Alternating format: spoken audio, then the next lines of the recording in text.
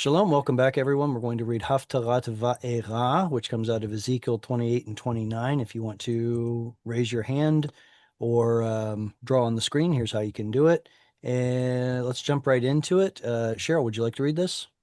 Okay.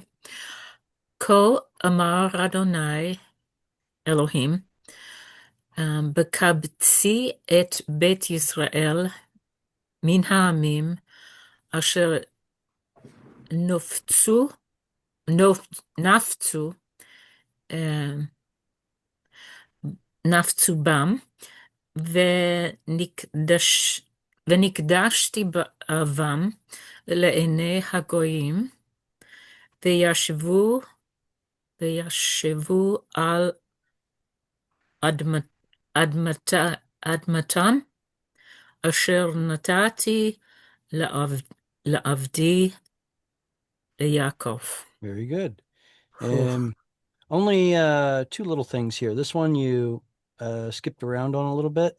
Mhm. That's a holam that is stressed. Anafotsu. Nafotsu.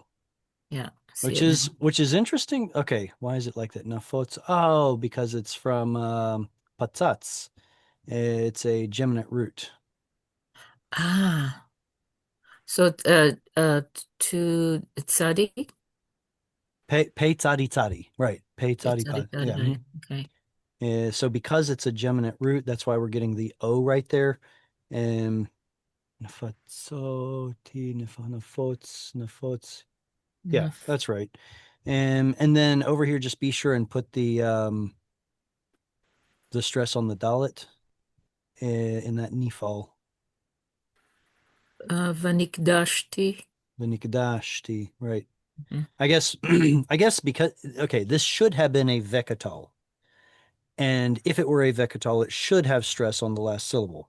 At least that's what we learn about vekatal, right? With what is it? First common singular and second masculine singular. The stress is going to jump to the end on a vekatal, but it didn't. Why not? Vanikdashti. It wouldn't have worked out to have two stress syllables one after the other. So Hebrew brought it back to here instead. Otherwise, you'd have V'nikdashti, bam. It's like you're trying to stress two syllables in a row. Mm. So instead, it's V'nikdashti bam or Nikdashti vam le'enei hagoyim. Very good. Ko amar Adonai. How are we supposed to read this? Good Uh, question. El, um, we read it at Adonai, but when it's with Adonai already, we say Elohim. Right. That's what the Masoretic scribes want us to do, and the way that they encode that into the text is by putting a chirik here instead of a kamatz. The word Adonai has a kamatz, so when you see God's name with a kamatz underneath it, you get reduced vowel kamatz. That's reduced vowel kamatz, Adonai. But when you see reduced vowel chirik, well, now you're looking at the vowels Um, for Elohim, which has reduced vowel chirik, that one right there. Now, why doesn't God's name include a holam? Well, because both Adonai and Elohim have a holam, so it's usually left off. But in a sizable number of um, occurrences, God's name does have a holam on it too. In fact, you'll get some talking heads out there that say, "Look, we have a shva, a holam, and a kamatz. The scribes were telling us how to pronounce God's name. It's Yehovah." And you're like, I'm sorry, but it shows up with six different vowel patterns in the Bible. Why would you choose this one over the other five? Why does it have so many vowel patterns? Because the scribes are trying to tell you, no, read it this way. No, read it that way. It says as much in the Talmud that the tradition is to not pronounce his name. And that's what anyway, I digress. Ko amar Adonai Elohim, or in modern context, you could say Hashem, or if you want to be brave and try and pronounce it, then go for it. As long as God doesn't mind. Bekabetzi et Beit Yisrael. All right, what kind of word is this? um,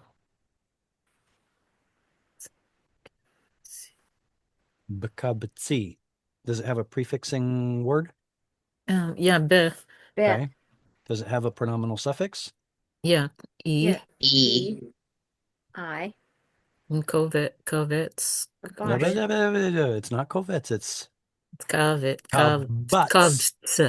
Well, Kavs. very good. It is. It's kabts, but it should have been kabatz. Kabatz. Kabat. What we're looking at here is a patach and dagesh. That should help us determine what kind of a word we're looking at. PL. PL, yeah. PL, good. It is a PL form.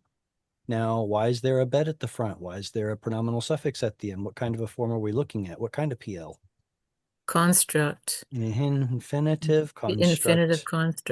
Infinitive construct. So this is Hebrew's way of saying, in my action of likabetz. Mhm. So in my action of gathering whom? What? Et Beit Yisrael, house of Israel. Min ha'amim, from the people or peoples, asher nafot suvam. What kind of a noon is this? Nafotsu. Oh, right. Okay. Not. Okay, let's Now, start with if an that was a Nephal, it should have a Nephal. Hirik, right? great point. Yes. Let's start with a simpler question. What does oo at the end of a verb mean? They. They did something. Usually it Yeah. means they did something. It could also be an imperative plural, but that's not what's happening here. In fact, you hit the nail on the head. This is a Nifal noon, but why doesn't it look like the regular Nifal that we're used to? Apparently, it's because we're looking at a geminate root, and in geminate roots, Nifal, well, actually, almost all the Binyanim, it does something funky. In Nifal, we're actually going to get an ah instead of an e sound.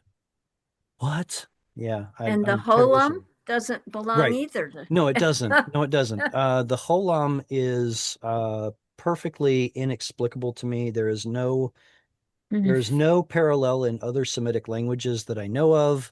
It's only Hebrew that sticks this holam um, uh, uh, theme vowel, connecting vowel in the geminate roots and often in the hollow roots. So both the hollow roots and the geminate roots behave very similarly. And what I'm thinking of immediately is the so-called polel and polal forms, which are actually PL and pual, but they've been completely, I don't say renovated, but changed that they're almost unrecognized, that they are quite unrecognizable. So whenever you get a hollow or geminate root in a PL or pual, you get this O magically showing up. And apparently something similar happens in Nifal as well. Now, what we're talking about right here is quite a fringe case. This is by no means frequently occurring. So if you want to study fringe stuff, go for it. You'll find this at the back of a grammar book somewhere that says, "Oh yeah, and these other forms of verbs." It's definitely not front and center, but like we said, it's from the root pe tzadi tzadi to scatter. And in modern Hebrew, the word ptzitza is an explosion. So, what is the root then if it's geminate? Geminate means second and third root letters are the So, same. is it Pe Sadi Sadi? Yeah, that's right. But we don't get to see the other tzadi here. Chaval, too bad. Right? V'nikdash tivam. Okay, help me out here. What's the T for at the end? Me. Me. I did. I did it. What's the noon at the front? It's Nifa. Nephal. Ia, right? We've got Ia. Then what's the Vav at the very front? Bekatal. Vekatal flipping the tense. So the I did it turns into I will. The Nifal makes it passive. I will be.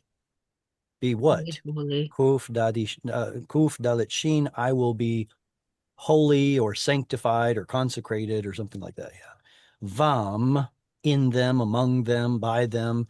L'einei hagoyim, in the sight or in the eyes of the nations. The nations. Could somebody help me understand what is this little symbol called that I've circled under the yod here? That's a meteg, I think. Mm-hmm.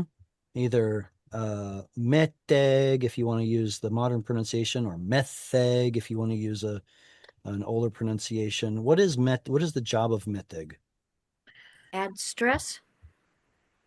That is a partially true statement, especially Um, when that meteg shows up at the end of a verse. It actually changes its name to a siluk. Siluk mm. means to, oh, that's not silug. I meant siluk. There we go. Siluk. I don't know why I think that siluk means something like to go on leave. Well, It's they're using it. the Mm. action of taking off or going on leave or something like that. Anyway, the point is it's what shows up usually shows up at the end of a verse in Hebrew, and it looks exactly like a meteg, but it is not a meteg. So it does tell you where the stress goes, but also See. sometimes it tells you that it isn't kamatz katan. Okay. First okay, I see what you're doing there. Oh, I forgot Um about that. I want to agree with you, but I'm not going to. Well, I knew First, you weren't. that would be Because we've too talked easy. about this before. Yeah. I was just telling Cheryl that I'm working on a computer program to get programming code to transliterate the Bible, and it's been such a fun experience in one sense because I get to see all the weird edge cases in the Bible that don't fit the norm. You know, when you say, okay, usually do this, go, it does all the normal stuff and then has all the odd stuff left over for me to just go and review. And I'm like, wow, this is amazing. All the weirdos, the unicorns in the Bible. And anyway, but I digress. The point is that, what was the point? Metheg.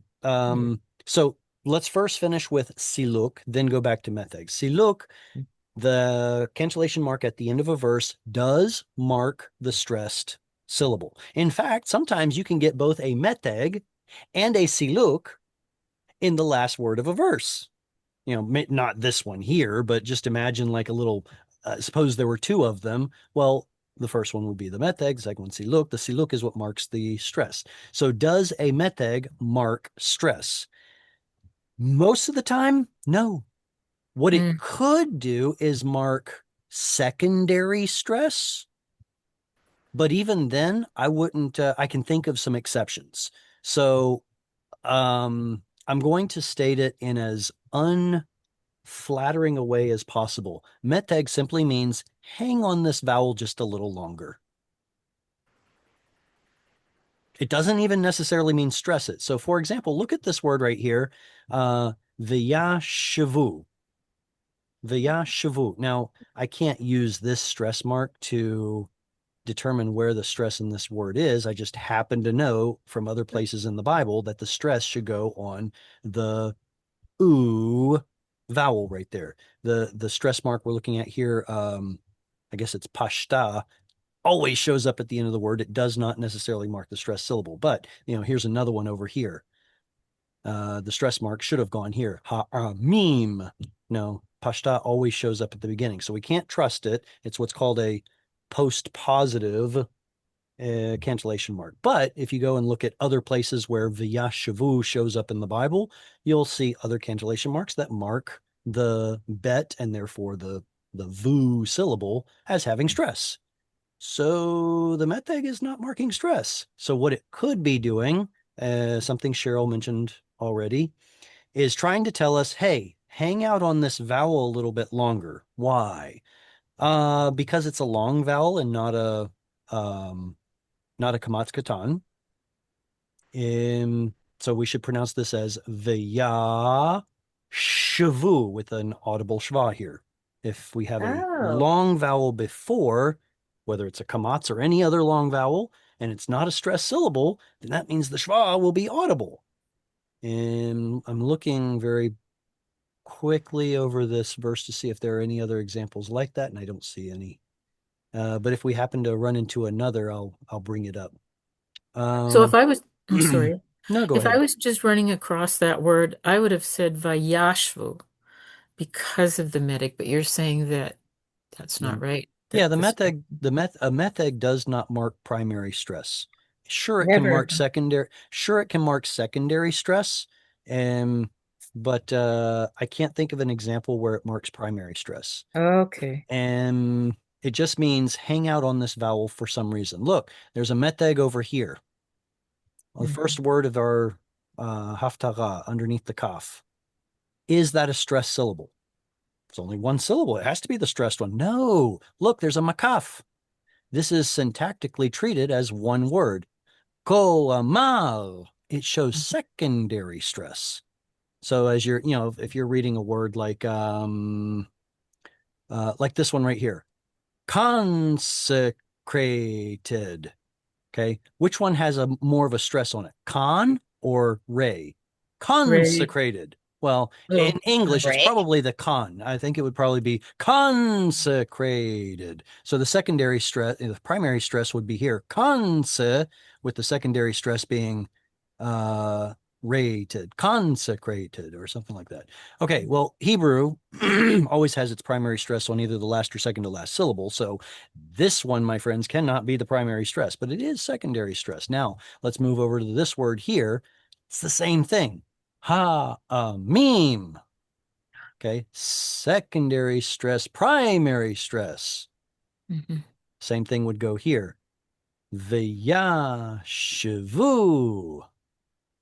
Okay. So secondary stress works most of the time, but even then, I wouldn't say that metheg is necessarily always for secondary stress. Now, you did mention that when there's a metheg, it lets us know that we are not looking at a kamatz katan.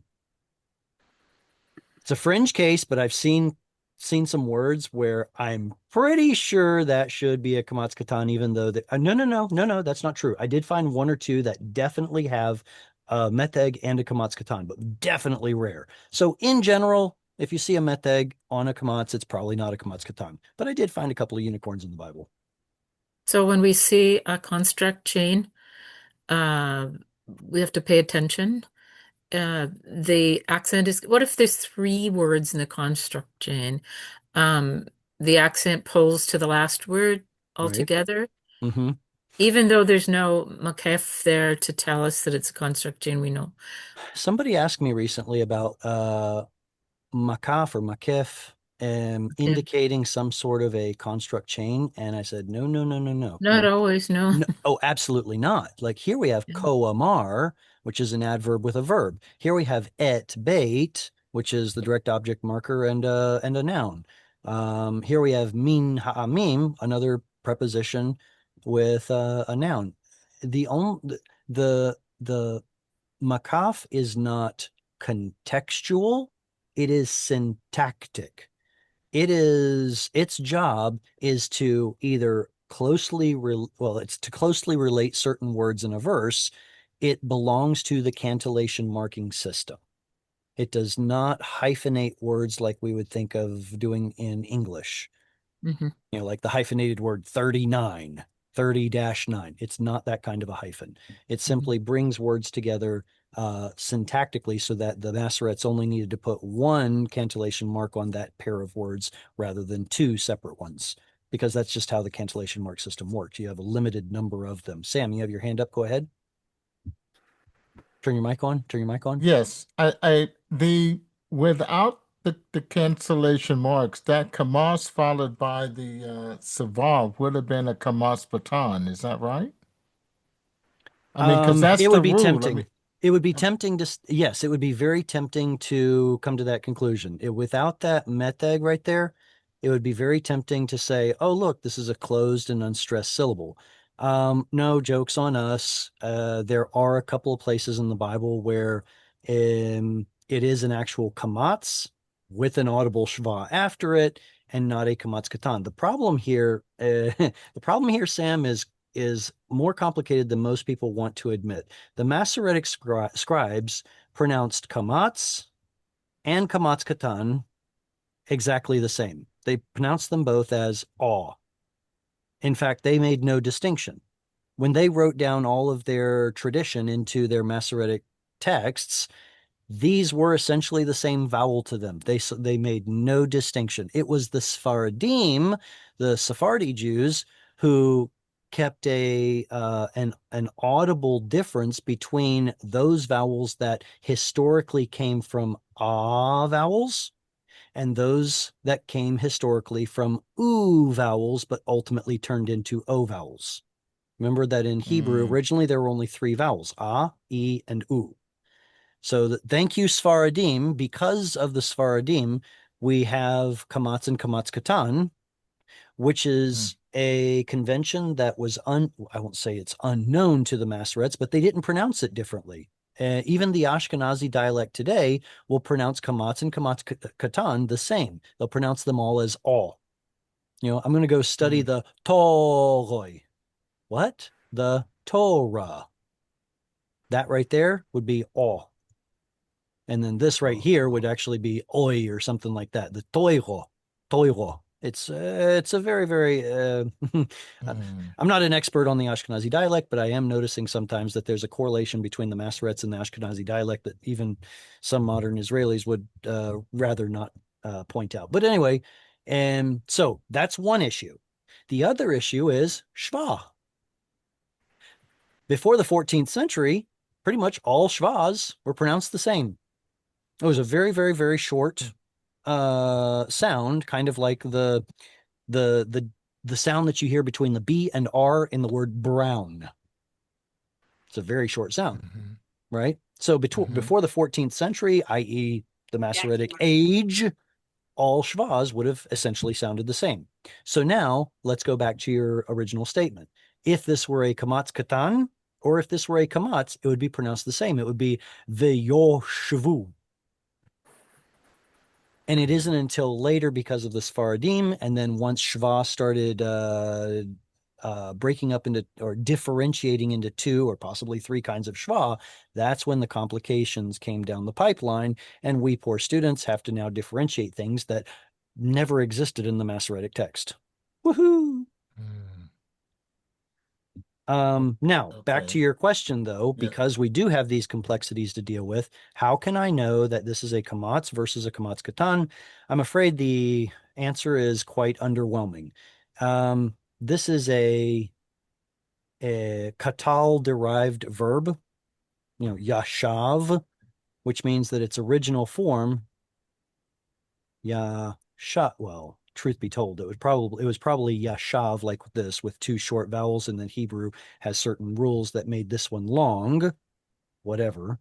And then you put the u on the end. It should have been yashavu. And that's too hard to pronounce, so Hebrew made this a short vowel to help speed things up, yashavu. So what I'm saying is that this shva was originally an ah sound. It means it's an audible shva, and this was originally an ah sound and had nothing to do with the o or u vowel, so therefore it's going to maintain its historical assignment as an ah vowel. On the other hand, if we have a word like this one, well, yeah, let's just run with this one. This is a noun. It derives from probably an original form that looks like this. Kuj, that's supposed to be a kibbutz. Kuj is what turns into, kodesh in Hebrew. Remember I said those u sounds turn into o sounds. Kodesh or koj. And then what goes into the suffixed form, that. Is it a kamatz katan or a kamatz? Well, let's go back to other forms of the word. This one has an o, this one has an u. I think we can be certain that we're looking at a kamatz katan here, right? So what you're doing is, it's not just the word itself you're looking at, it's all of the, what's the opposite of derivative? The primary forms, right? You can't just look at the derivative form code shu. Oops, that's not code shu, code show. And we can't just look at the derivative form code show to know whether it's a kamatz katan, unless we speak the language very well and we already know that it's a kamatz katan, right? Well, we can look at other primary forms like kodesh, koj, kuj, and all of a sudden we're like, yeah, there's an original oo vowel. It's going to be a kamatz katan. How about this one? Va ya.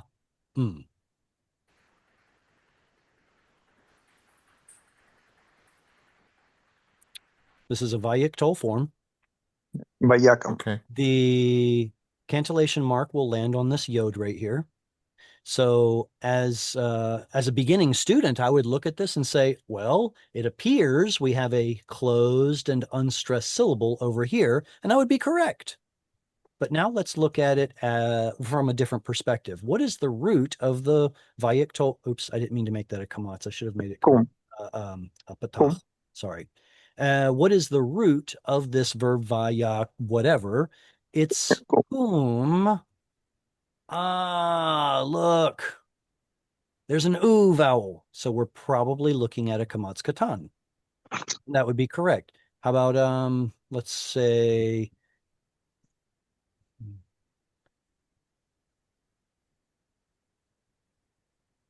how about this one right here? This is a hyphenated or makaf complex compound word. So where's the stress? Well, it's going to be at the end. So does that mean Shmarla. we're looking at a unstressed closed syllable? Ding, ding, ding. Yes, we are. But now let's look at it from the other perspective. If this lo were not here, what would this word look like? It would get a holam, yishmor, a yiktol form. Yiktol is supposed to have an o vowel in it. And in fact, it does. But as soon as you remove stress from it, I'm sorry, we can't have a long vowel in an unstressed closed syllable. It has to drop to a short vowel, and it does. Same exact thing that happens to kol turning into kol. When it's stressed, you can have a long vowel, but as soon as it's unstressed and you have a makef or a makaf on it, then it has to drop to a short vowel. The same thing happens with, let me see. Do I have both of them here or just one? And I only have one. Okay, well, I'll still mention it. What word, ladies and gentlemen, is this? 8. It. Meaning? With or direct object marker. Very good. Either it's the direct object marker or it's the preposition with. Okay, what's this one? In construct, Direct object marker. anything in a Good guess. It's still both. It could be the with, either or it could be the direct object marker. What I'm showing you is the principle that when a word stands by itself and there's therefore stressed, it can have a long vowel in the stressed syllable. And as soon as it's in a syllable that you know to be unstressed, what does that long vowel do? shortens Goes up. short. It goes short. Absolutely. You're going to see that over and over if you keep a keen eye on it. Anyway, so that was fun. Any closing comments, questions on what we've mentioned so far? וישבו על אדמתם אשר נתתי לעבדי ליעקב. All right, let's go to the next one if there are no questions. Who wants to read next? May I try? Yeah, of course. בטח. וישבו עליך לבטאת, או וישבו לבטאת, ובנו בתים ונטעו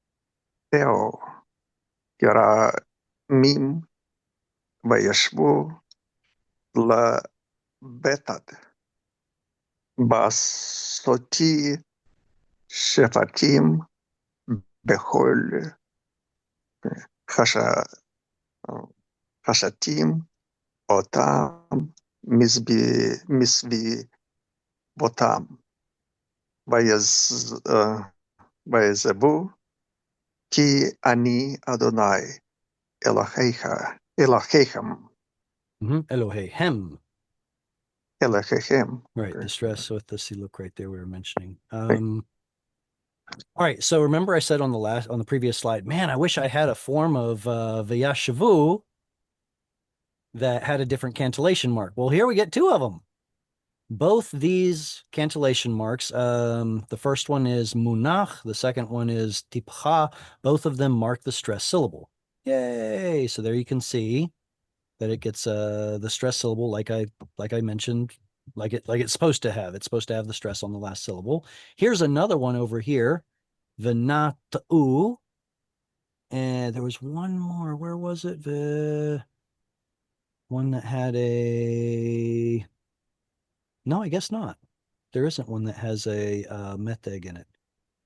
So we might be tempted to look at each of these forms and say, look, I found a closed and unstressed syllable. It must be kamatz katan, and we would be wrong.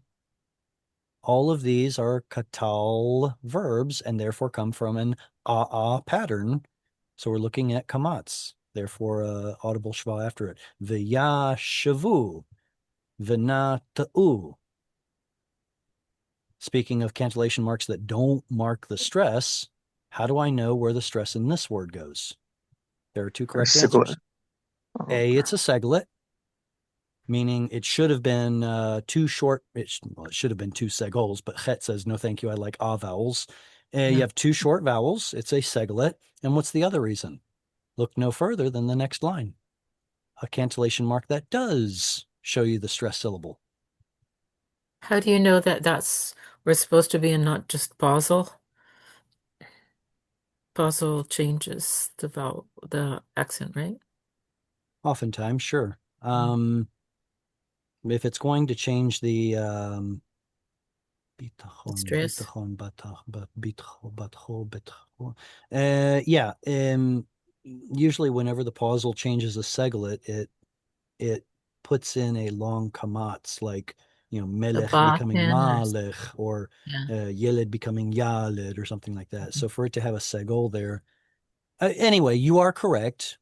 Looking at a what should be a pausal form is probably not optimal. So keep looking for a different form in the Bible that isn't pausal but does have a cantillation mark that marks the stress. The segol or segolta up here is post positive. It does not mark the stress. Same thing with this one right here. I can't remember what that one's called. Sorry. The stress in a word like this is always on the penultima. Aleha. Zaka, something. Zark, is it Zarka? Okay. Aleha, that should be the stress syllable. Anyway, I have an interesting question for everyone. Is this a strong or weak dagesh? Strong dagesh, I guess. Strong dagesh. If it's got a strong dagesh, does that mean we have a closed and unstressed syllable? I always wonder about that. I know, right? Yeah. This is definitely a real doozy. I would call it an exception. Definitely an exception.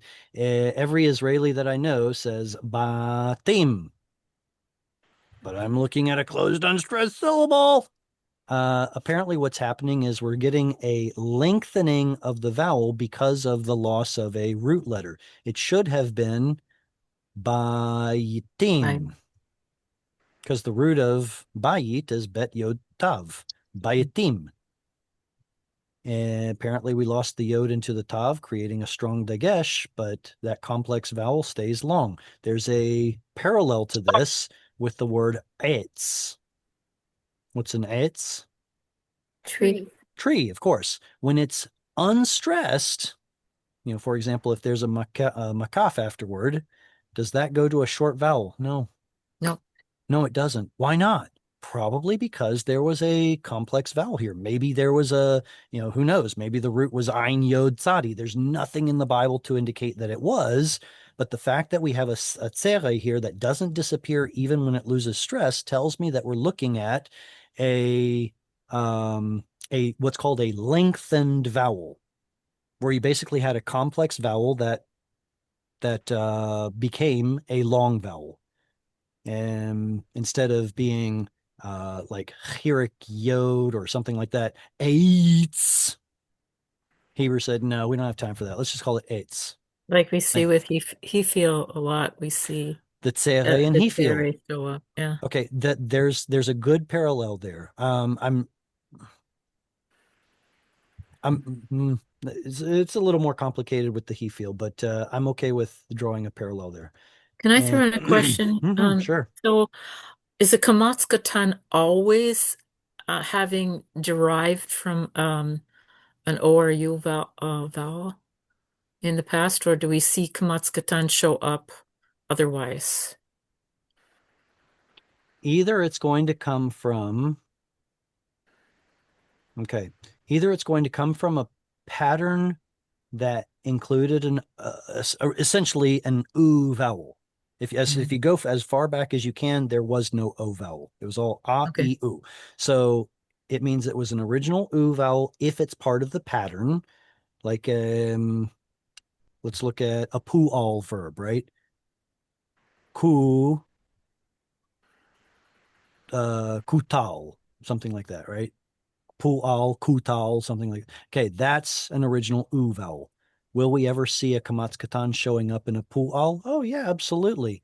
Especially if you get a guttural here. Okay, what about where you have an original vav? Will that ever show up as kamatskatan? Yes, absolutely. Are there any other places where kamatskatan shows up? Yes, with vowel harmonization. This, well, let me put it this way. Yeah. All right. Does anybody know what this is? Lion, RA? I'm trying Oh, to write that as oh, a noon. oh, It doesn't look like a noon, does it? There. Now mm. can you read it? It's a ship. Onia? That's a ship. Onia? Yeah. Onia. Onia. Onia. Onia. Very good. This is a ship, a boat. Yeah. And if I put that in front of it, how do you pronounce it? Bo Onia. Depends. Either it's definite and has a lengthened kamatz because of the aleph, in which case it would be ba onia, in the ship, or it should have been b in a ship, but we can't have two reduced vowels in a row, so it vowel harmonizes and becomes bo'onia, just like you said. Oh, so okay, so when it's a O like that, it is Vowel harmonization. in a non-definite or Well, this is an ambiguous form that I'm giving you. It could okay, either be in the ship ba onia, or it could be in a ship bo'onia. a ship. Okay. Either one. Got it. Either one. Okay, so now, will we ever see Kamatskatan showing up as a result of? Oh, of course. What if we want to say and a ship? Yeah, work on my noons. Okay, so here we have onia. What goes in front of it? Well, we can't put a shva. Same thing happens. Vo'onia. Vo'onia. That's a kamatskatan that shows up as a result of vowel harmonization. Okay, so if it's part of the pattern, if we lost a U vowel and it drops to a short vowel, it will be kamatskatan, and vowel harmonization will get kamatskatan. Is there any other reason we'll have a kamatskatan? None that I can think of off the top of my head. Great question. Kam yashvu lavetach ba'asoti. At the risk of repeating myself, what kind of a word is this? It's infinitive construct. Same as earlier, right? Here's our ba, where we have vowel harmonization. Here we have our chirik yod pronominal suffix. And this, aso, has become asot. Why the tav there? Because Hebrew wanted to make the weak root look like it had three root letters, apparently. At least that's what they teach in Jerusalem. So this is the verb asa, asot, to do. In my doing or executing. Shvatim, judgment, b'chol hasatim. Is this a quiesced aleph? Yes. What is a quiesced aleph? It doesn't pronounce. Yes. It has gone Huh. completely silent. There's no vowel attached to it. Is this a quiesced aleph? No, No, it's because halal. it starts a syllable, as does this one, as does this one. But when you have an aleph that has no vowel attached to it, even at the end of a word, or especially at the end of a word, it has quiesced. It is as if it is not even there. It is not pronounced because you can't do that at the end of a syllable. And what we're looking at here was probably an original, let's see, sa team. I guess there should have been some sort of reduced vowel there, and it just fell off and became quiesced. Oh, this is the one that I was thinking of. Ha'doi ve'yad'u. And we can tell from the katon where the stress is supposed to go. And then this munach here is behaving just like a meteg often does. There's between meteg, munach, and I think, what is it, mercha, I believe, that will all sometimes behave in that same way by marking secondary stress. Basically, I'm looking at this word and I see two cantillation marks. Yeah. If the one is a meteg, munach, or mercha, then it means I'm looking at secondary stress. V'yad'u. V'yad'u. And often does mark, hey, this is a long vowel, not a kamatz katan. Ki ani Adonai Elohehem. Who wants to read next? Questions? Go ahead, Eileen. Yes, I want to read. B'shana ha'ashereit ba'asheri b'sheni'im ashar ha'days Lachodesh. lachodesh. Okay. Ya da daber Adonai Eli Eli. Lemor. Excellent. Who can find the quiesced aleph?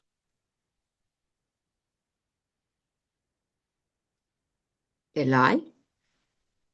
Eli starts a syllable and there's a vowel attached, so it can't be quiesced. One more word, Eileen. That one right there. This one, this aleph has no vowel attached to it. It's the quiesced one.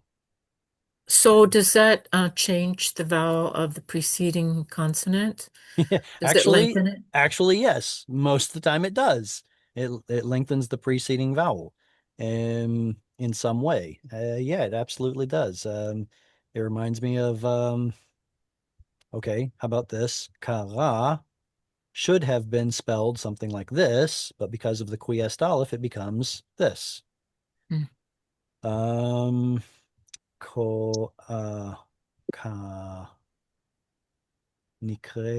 Okay, right. And then we have nikreti. We get a long vowel. Instead of a chirik yod, it becomes a tse. Well, that's actually true most of the time. Never mind. Let's see. Where else would an Yomar. He will say, gets a long cholam. What should have been either a chirik or a patach under the yod now becomes a long vowel for one reason or another. So yeah, a quiesced aleph will usually lengthen the preceding vowel. Right. How about the first word in the Bible? Yeah, Bereshit. Yeah, exactly. This is a quiesced aleph right here, and it lengthens the preceding vowel to a tzere instead of a chirik. Rishon has a chirik. Breshit has a longer tzere because of the quiesced aleph. So yeah, that's a great observation. Very good. Bashana ha'asirit ba'asiri b'shnemasar lachodesh Hayad dvar Adonai elai lemor.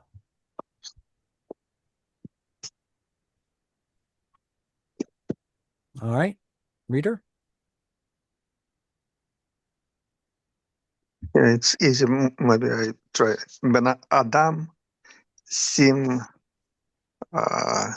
panecha al Paro melech Mitzrayim v'cha nabe alav ve'al Mitzrayim kulach. Very good. V'hi. Vehinave. Yeah, Vehinave. Good. v'hi. Vehinave alav ve'al Mitzrayim kullah. What is the root of kullah? Kulam. Kol. Kol. Kol. Kol. Remember, a root is 3 consonants. Yes, it's ein. It is. It's a geminate. Kaf, lamed, lamed. Now, what we get to see here is an original oo vowel tucked away, what will later become an o vowel. What do we know this word better as? Kol. Kol. Or in the unstressed form, kol. So there's that principle again, that original oo vowels turn into o vowels in a stressed syllable or kamatz katan in an unstressed syllable. But here in the suffixed form, it retains the original u. Ben Adam, sim panecha. What kind of a word is this? Sim. Imperative. Imperative, person, gender, number, binyan. To MS. To MS. Hey, you. Binyan. Kal. Cow. Easy. 80% probably. Right. Right. Cheryl, do you happen to remember what percentage it was we talked about in class? How many of the verbs by token? How many of the verbs are kal? It's a vast majority. Is it Like 80? some say 70%, some say 80%. I've read. Okay. So It's it's the up point, there. right, exactly. But what's a little, I don't know. It seems like a bit of a catch-22 that the kal binyan is the one that seems to have the most various different forms within the one bit, because of all the weaknesses and because of the state of being and because of mostly because of the weaknesses and state of being verbs. So kal, which means easy, is not easy. It's probably the most complicated binyan, even though it's called kal. Anyway, and the root is Sim. yeah, right there. it's all here. The original roots are sin, yod, mem, but here what we're looking at is a consonantal yod that turned into a lengthened vowel. It's a mater. What should it have been? Ooh, that's going to be. See. I like the way that you answered that. I'm glad you said that. So there are places in the Bible where it shows up as sum, and that tells us that the root was probably originally a vav. Hebrew turns a lot of vavs into yods, not yods into vavs. So sum is more likely of an original root, but then ultimately in biblical Hebrew it shows up the vast majority of the times with a yod. But that wasn't what I was getting at. If we're looking at imperative forms, which were originally, let's just call them yaktul forms, where we lop off the first yiktol tav, then what should it have been? Well, it should have been tas. It should have been tas yum. This tasyum should have been the original yiktol form. You lop off the tav, and what are you left with? Syum. Syum. And that, friends, is what turned into this because it's a lot easier to pronounce. Sim. Something similar happened with the hollow verbs that have a vav. Think of shin vav bet, to return, that should have been an original tash wuv. Lop off the tav to make the infinitive, the imperative. And what does it become? Shwuv. Shwuv. That's hard to say. Yeah, it turned into shuv. So just to repeat what you said, vavs can become yods, but yods can't become vavs in weak verbs. That's a Is good that what you principle to said? live by. That's a good principle to live by. Yes. And the vavs that turn into yods are typically turned into yods in order to disambiguate or because it's word initial. So what I'm getting at is seem. Do I want to say it that way? All right, yeah, I do. First, okay, so the simple rule is that when a vav shows up at the beginning of a word, those are typically the vavs that turn into yods. Think of the root vav shin bet, which means to sit. What do you know it better as? Yeshav. Yashav. And what if that vav were not word initial? For example, in the nifal, what would it be? Nishav. No shav. No shav. Moshav. And there we get, that's actually touching on a point that we spoke of earlier with that, no, what was it? No, nafots. Remember the word nafots had an ah vowel in that. And we're like, wait a second, I thought nifal had a chirik.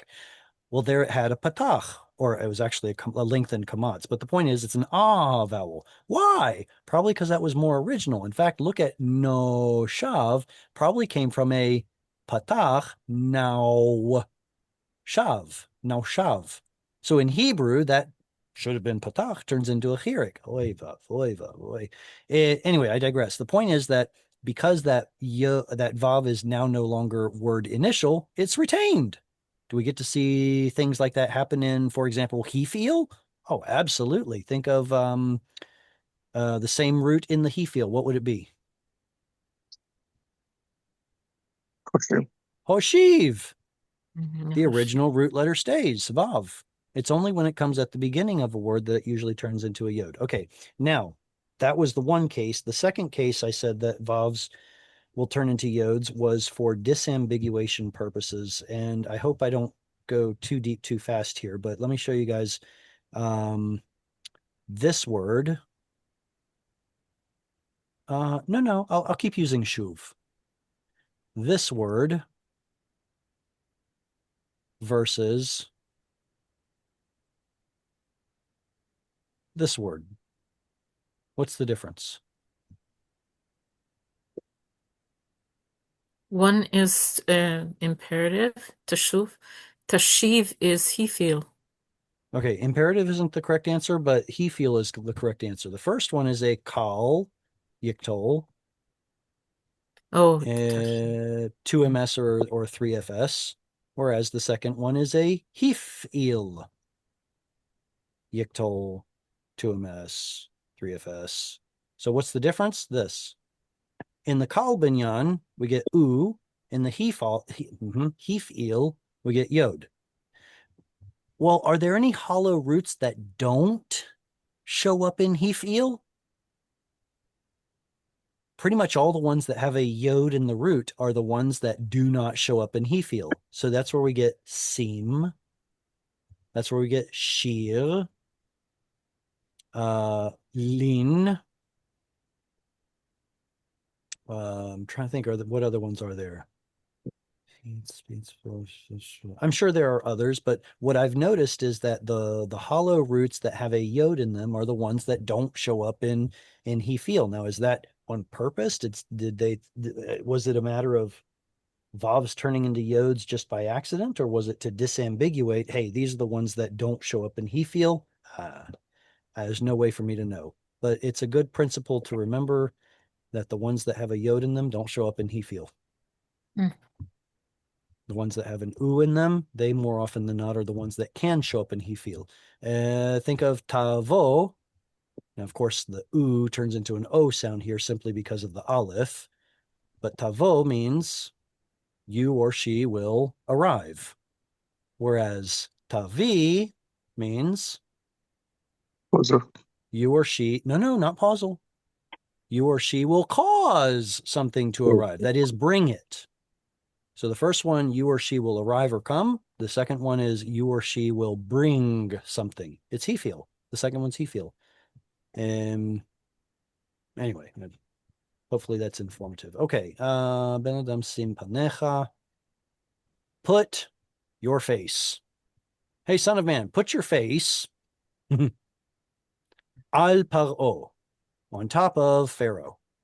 Boy, this is a weird verse. No. We have to read. Yeah, exactly. No, let's read this with the figures of speech in Hebrew. Simpanecha is to set your face or presence. Al having to do with against or at or concerning. Paro, Pharaoh, Melech Mitzrayim. Vehinave. What kind of a verb is this? what kind of Nifal. Oh, yeah.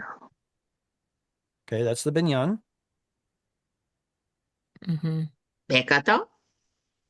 It's No, it's not Yektal. vekatal. It's not vek. There is a vav at the And front. conjunctive, and Right, it has a conjunctive vav at the front. And what is hinabe or hinave?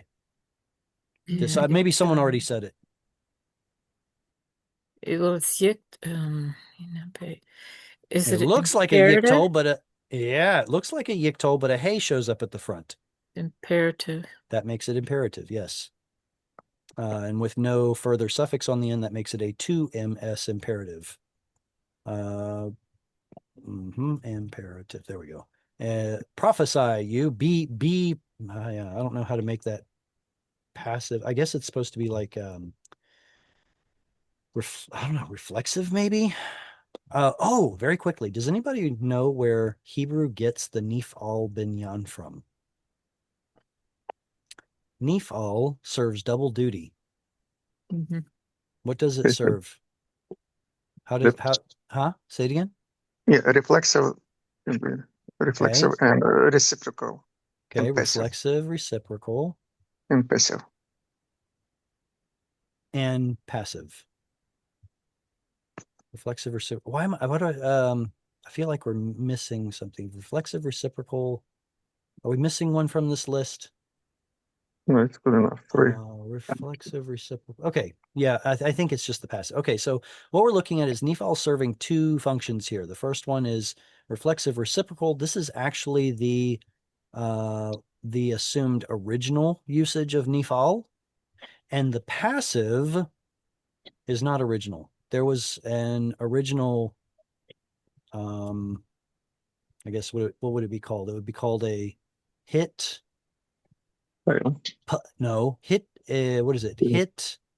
Let me just do it. Write it this way. Hit pa'el.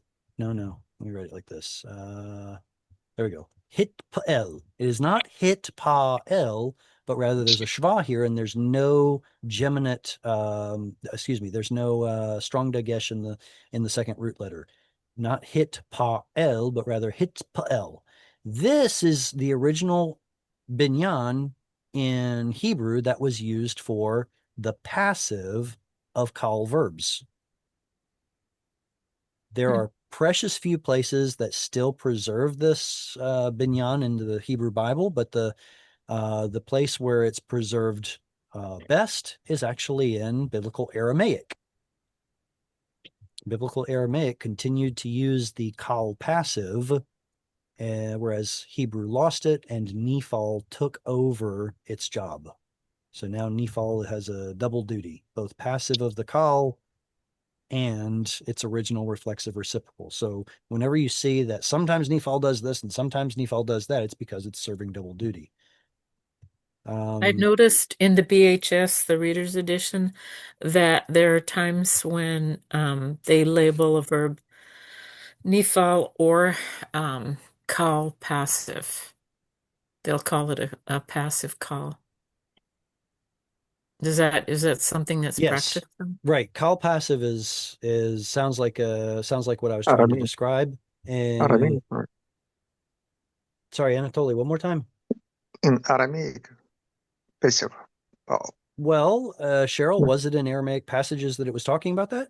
No. Mm-mm. Yeah, no. Just- My guess is that it's in the biblical Hebrew parts, but both Aramaic and Hebrew come from the same family tree, so they will have certain similarities. And the question that linguists try to ask is, how do they all relate back to the original hypothetical Proto-Semitic language? And Mhm. by comparing all of the details of all the languages, you can theoretically come to an original Proto-Semitic language. Anybody know how many binyanim there are in Arabic? 12. 12. That's a lot. In Hebrew, we have 7 primary ones with a few stragglers, but yeah, apparently there were a lot more. Also in Akkadian. Anyway, all right. Who would like to read next? I'll go. All right, go ahead.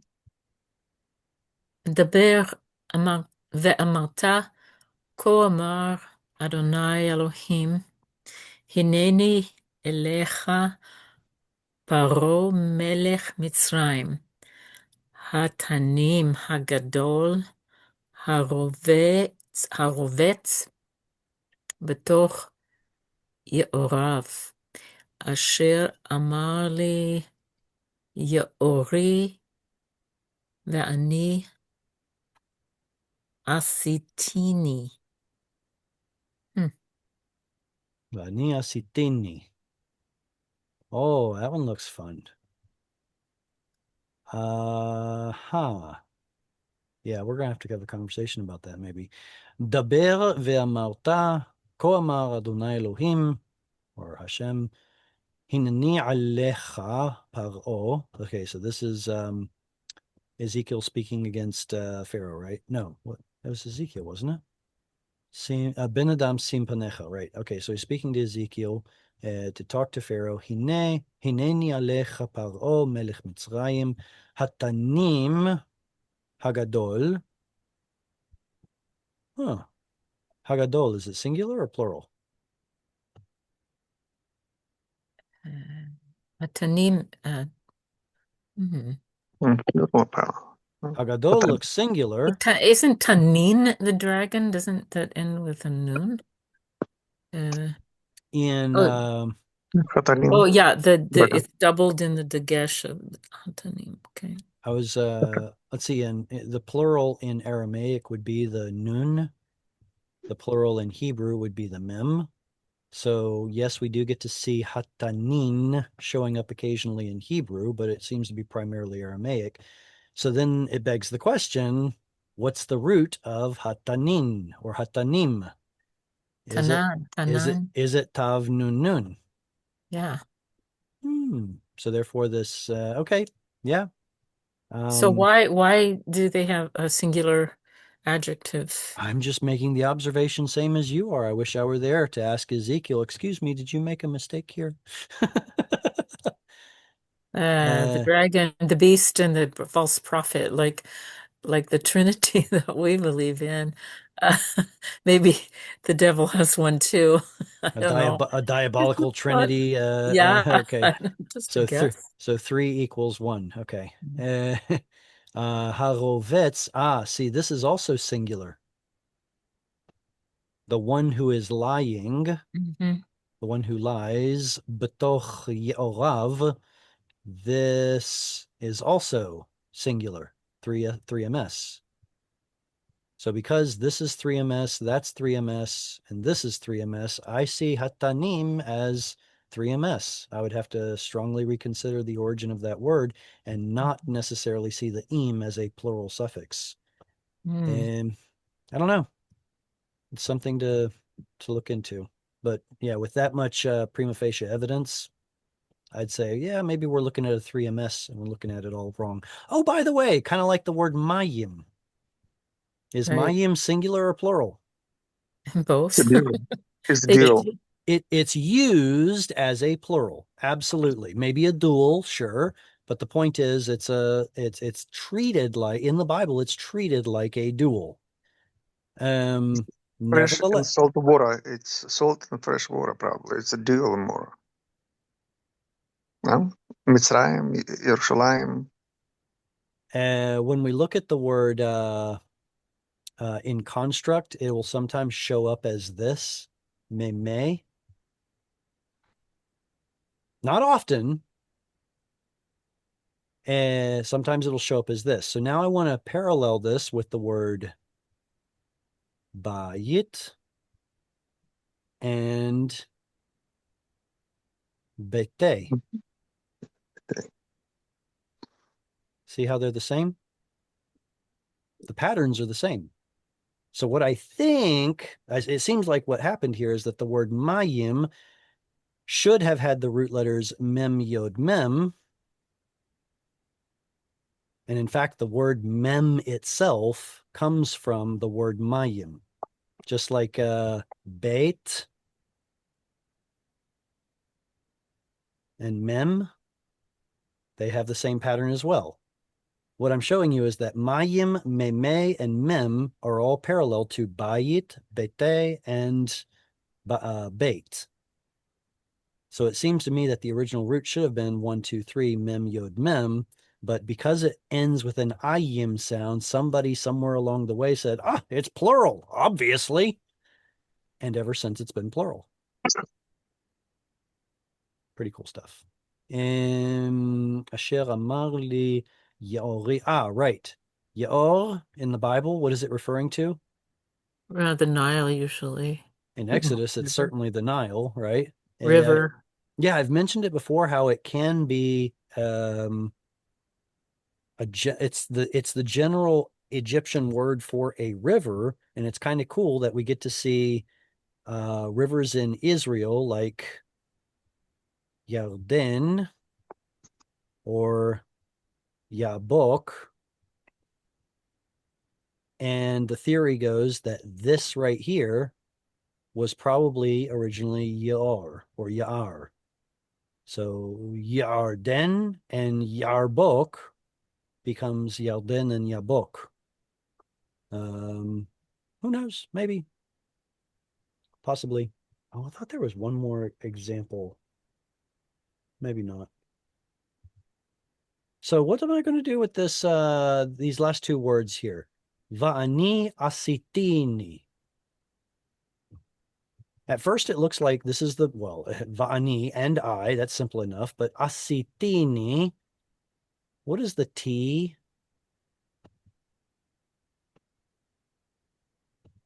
Asiti.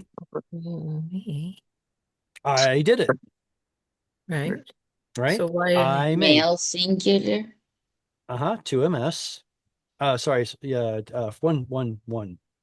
Sorry, One technically C. one C, that's right. But we know Yes. that it's talking about Yode Vave, so it's masculine, but yeah, one CS. And then we get this ni on the end as well. What's ni? is it like an energic noon just to emphasize? Energic noon only shows up in Yictol forms. Oh yeah, you told me that. It appears to be a 1CS suffix. I made me. What? That doesn't make sense. Asher amar li yaor va'ani asitini. Yeah, that doesn't make sense. And I made me. It makes me wonder if it's supposed to be something different. Whatever. I'm not sure. What I would do is I would go to the Septuagint and see how it translates it, and then use that evidence to try to figure out what happened in the Hebrew. Or look in the Dead Sea Scrolls and see if it has a different variation right here, if it's available. Not everything in the Bible shows up in the Dead Sea Scrolls, right? Most of the scrolls rotted away, and there's maybe a section, like Chronicles has a section about this big, and that's all that attests to the fact that the Book of Chronicles was at the Dead Sea Scrolls. So we'll see if Ezekiel showed up at the Dead Sea Scrolls at this particular point, see if there's a variation. Or we could look at the Hexapla, the Septuagint, the Vita, what do they call it? The Vetus, the Old Latin before the Vulgate, Vetus Testamentum or something like that. Very old versions of the Bible. Basically, they were looking at manuscripts of the Bible that are much older than the ones we ever got to look at. So sometimes what they have to say is important and can help us figure out what the original said. And All right, this one looks fun. Who wants to read this? No? Okay. Yeah, I will try. ונתתי, ונתתי ונתתי חיים בלעיך, והיד בקתי דגת יורך בכסיתך והליך מתוך יורך ואת כל דגת יורך בכסיתך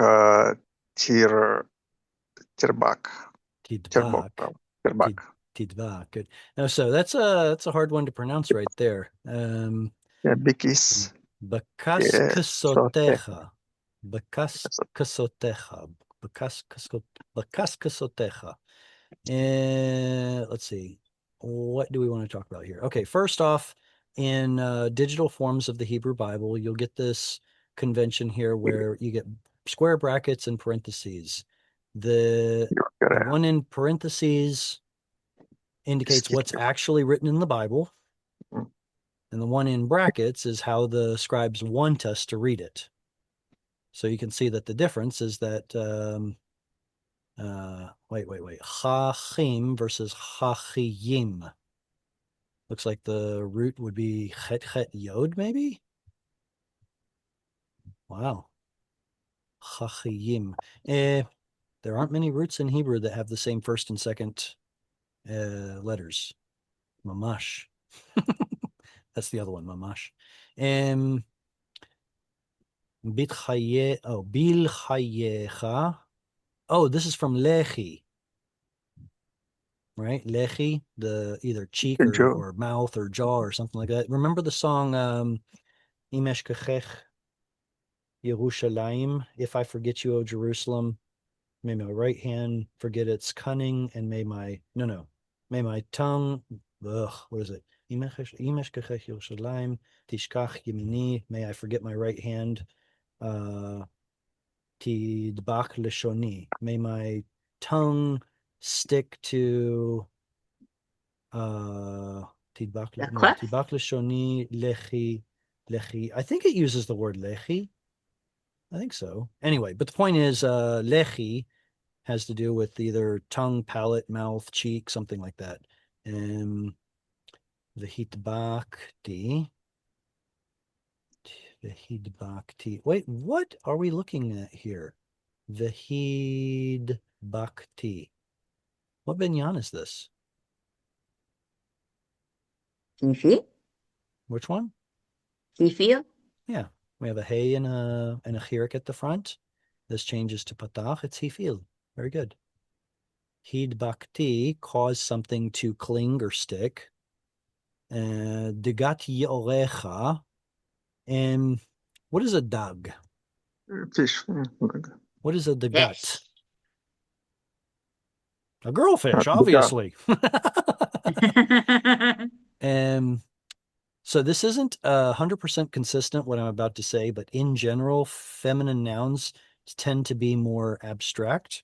So what we might think of the difference between dag, an actual, concrete, literal, hold in your hand fish, versus dagat or dugat would be like fishes in general, collection of fishes, different species of fish, all of them together.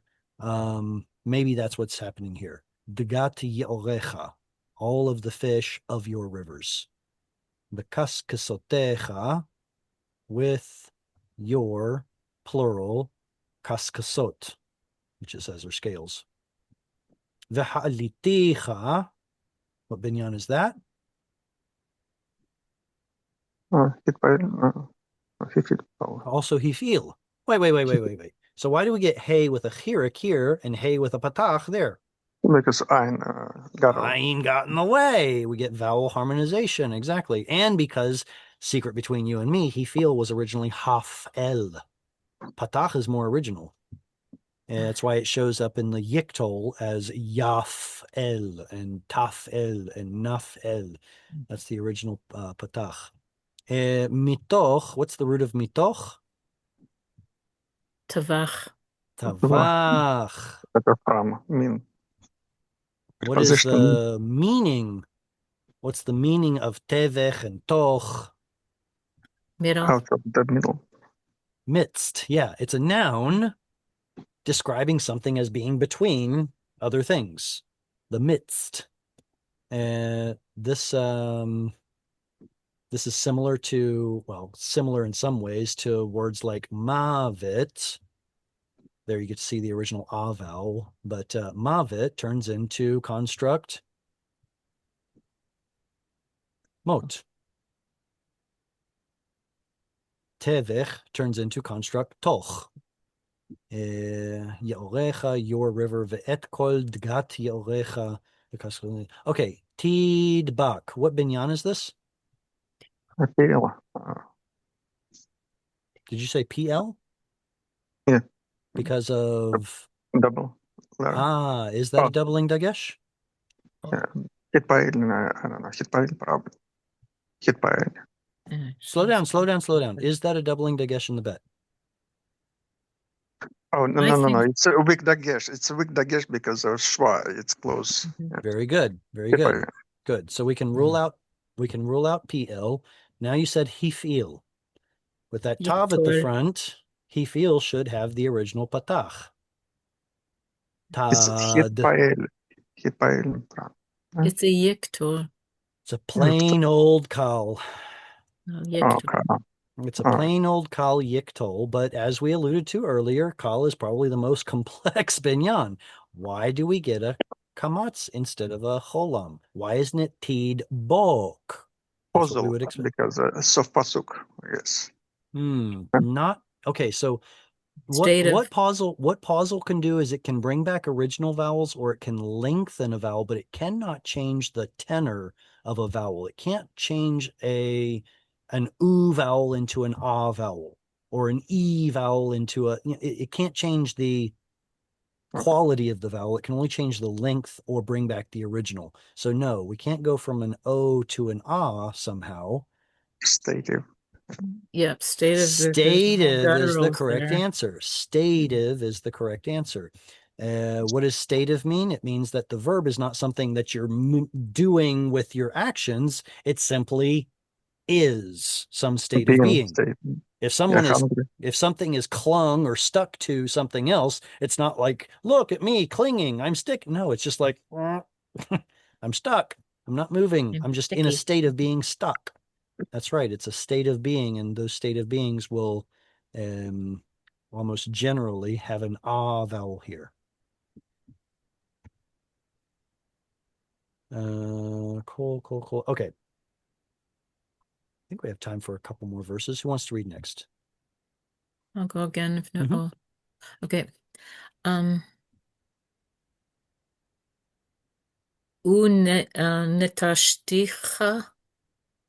ונטשתיך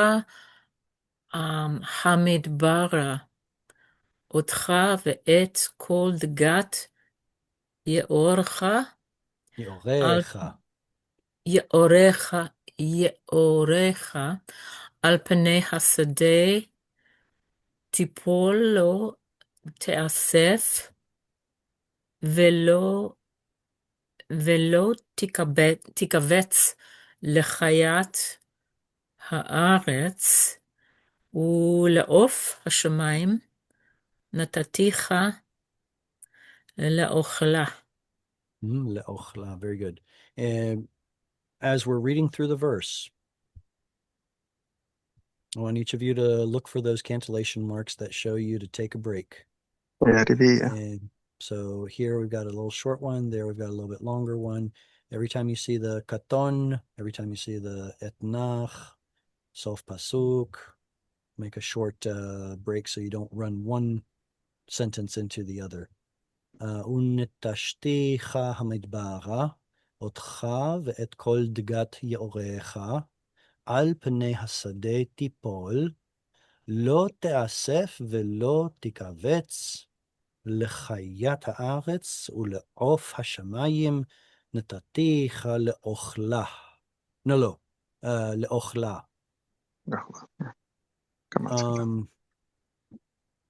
Can somebody tell me another word that has the same pattern as this one? Different root, but same pattern. Белзней. Huh? I don't understand what word you're saying. Yeah, Белзней or something. Oh, With ozne. Ozne. the That one's a different one. I'm looking for something that has kamatz katan shva and then kamatz malay.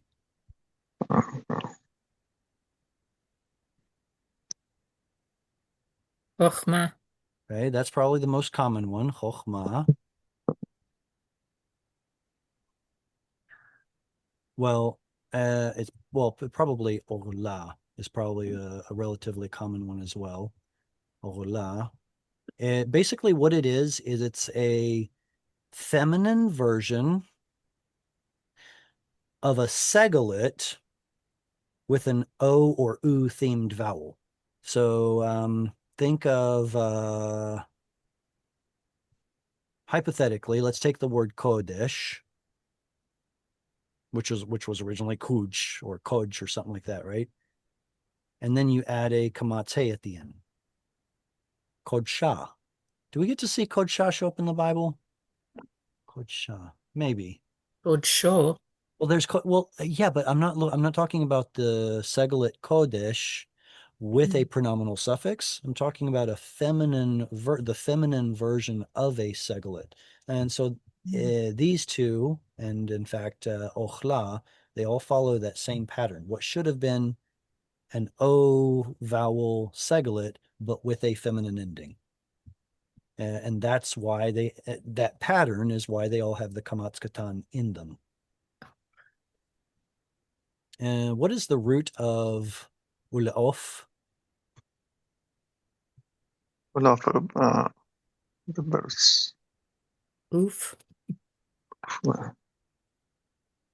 Let's see, is it oof?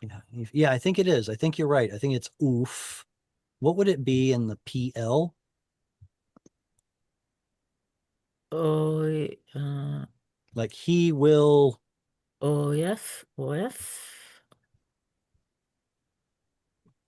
Yeah, oof. Oh, yeah, oof. Yeah,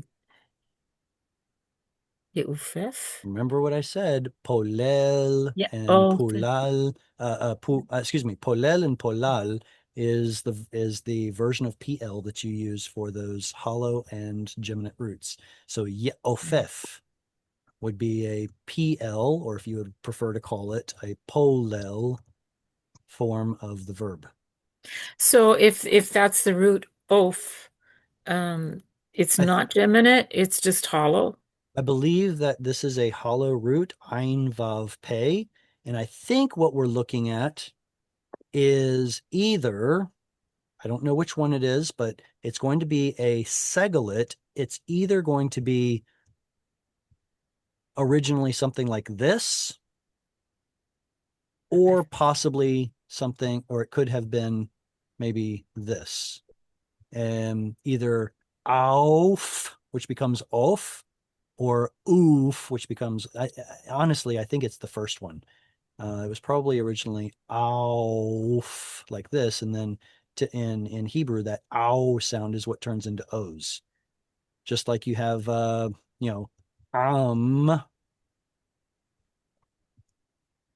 has the same pattern, right? Patach, shva shva, and we get to see that in a word like ammo. Well, this one was a bit problematic because of the vav. Rather than woof, instead of having that AW combination, Hebrew said, no, that's too hard to pronounce. Let's just put an O right there, off, instead of auf. That might be the same thing we see in words like dove or od. And all of these probably have the same pattern. But because of the vav, it turned it into an O sound. Not to be confused with a word like this one, ruach, where it has an oo sound. This one, I believe, would have originally been a seglet like this, ruch. And that, of course, turned into ruach. So when you see a word that has an oo in the middle, that was probably an oo flavored seglet. And when it has an o, that's probably an ah flavored seglet. Okay. So just so I get this clear in my brain. She said tov. There's another Yeah. one, tov. Okay. Um,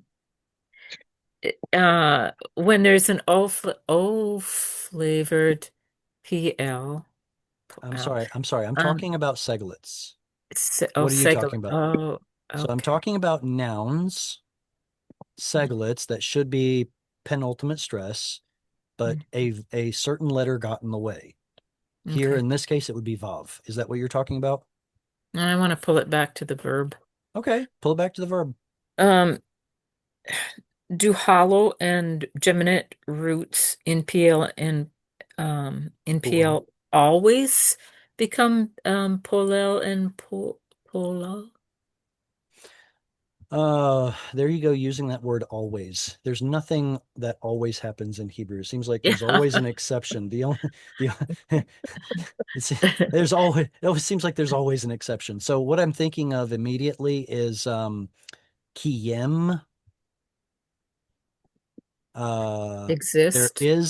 Well, right. Well, kayam or ki. So what I'm looking at is the PL verb kiyem, which appears to be a PL form, but it comes from the root. Yep. You guessed it, a hollow one. So it seems to me that Hebrew invented this one. This is the first thing that comes to mind as soon as you said, do all hollow roots follow the polel form? I'm like, yeah, no, there is that one exception. Perhaps there are others. Nothing comes to mind though. So I would say the vast majority of the time, yes, that's true. The hollow and geminate roots will follow the polel. Oh, what about Polal. hallelujah, hallel, right? That one still follows PL, yehalel. In the same vein, I remember yehalel means he will praise. There's also yehalel, which means he will desecrate. So both of those are geminates as well that do not conform to the polel. Okay. And But it happens a lot. That's what oh, it you're saying. happens. Oh yeah, and it happens more Okay. often than not. Yes. Oi, all right, we're getting, it appears we're out of time. וידעו כל יושבי מצרים כי אני אדוני יען היותם משענת קנה לבית ישראל. Is this a construct chain?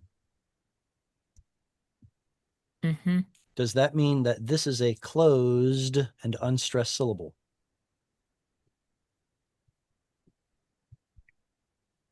Kind of, like just like you would think of Kol Yisrael, right? It would be with a kamatz katan, Kol Yisrael. Yes, I get it. There would probably have to be a makaf right there. Let's suppose I'll go ahead and put a makaf right there, or makef. Okay, is that now a closed and unstressed syllable? Yes.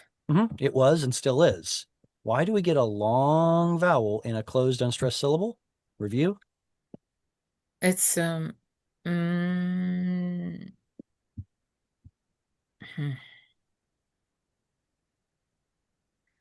so it's something to do with the root or Yes.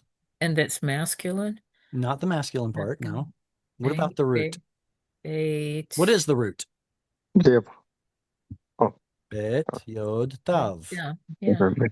There's your problem letter right there. So what should the form of this Levet Yisrael, what should that have originally been? Well, it probably should have been this. But what did Hebrew do with that patach yod? It simplified down the diphthong. So what we're looking at is not a short vowel, not a long vowel, but a lengthened vowel. And lengthened vowels can stay long in a closed unstressed syllable, just like etz we were talking about earlier. And same thing here, bet. So the yod and the patach become a single vowel. Bet Israel. All right. We discussed a lot of rather complicated topics today. I hope that some of Yeah. it was edifying. I hope you had some fun with it. And Absolutely. we didn't actually talk about the meaning or interpretation of this passage very much. And so I leave that for your homework. No, my job really is to get into the nuts and bolts of Hebrew and then use that in order to better understand the interpretation. So I'm trying to equip you all with the ability to analyze and hash out the Hebrew. And thank you all so much for taking part. It's been a lot of fun. Any comments or questions before we close out? I hope Sam comes back and wasn't scared away by all of Oh, that. Sam's great. Sam, I Yeah. love I'm good. I'm good. I love you, man. I'm so Okay. glad you showed up, and I hope you learned something today. It's always difficult to teach people who are on different levels. I have to bring things that are both rudimentary and in and a little bit on the complex side. So thank you for your But patience. one thing that Yep. happens, this pulls me forward, that's for sure. Oh yeah. Hopefully not at a breakneck speed. It's like, Yeah. I don't want any more of that. All right. Please, not just to Sam, but to everybody. If you have a good question on the passage and we're not getting it, we're not getting there in time, by all means, please stop me and ask. You know what? I thrive on questions. I love it when people ask questions. So please. All right. Look forward to seeing you all next time, next week. All right. Shalom. Thank you, Shalom. Jared. Shalom. Shalom. Bye. Just